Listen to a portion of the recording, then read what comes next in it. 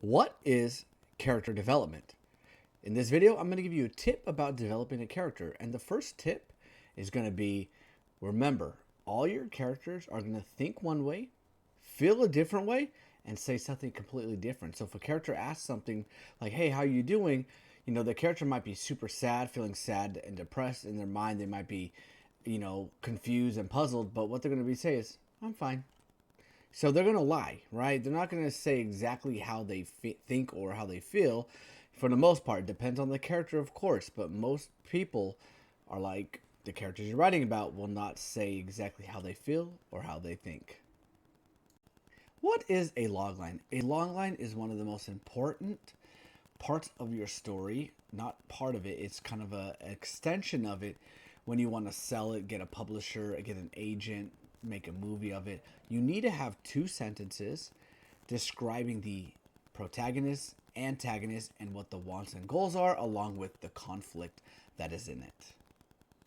Hello there. So I have 2 kids books out of my 4 kids book series self-published on Amazon. If you want to check them out, the link will be in the description below. And if you have Kindle Unlimited, you get these books for free. Do you have writer's block? Well, you can use the alphabet writing exercise to help you break it. So what is this alphabet writing exercise? What it is you want to write 26 sentences using every letter of the alphabet. So the first sentence will start with an A. The second sentence will start with a B, and so on and so forth, all the way until you get to Z. Now, if you somehow break through your writer's block, of course, just stop and start writing your story.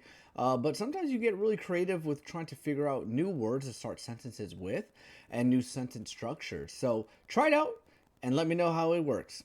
Thanks. This is Creative Writing Lessons. This is where I give you tips and tricks to writing a successful story, especially for beginners.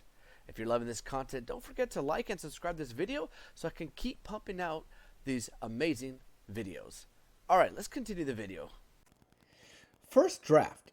So the best tip I have for first draft is think of it as something you're going to throw away, okay? Think of it as something that really needs to be edited. Think of it as a sandbox. You're at the beach. You're shoveling sand into this box. What are you doing? You're just piling your story together as your first draft.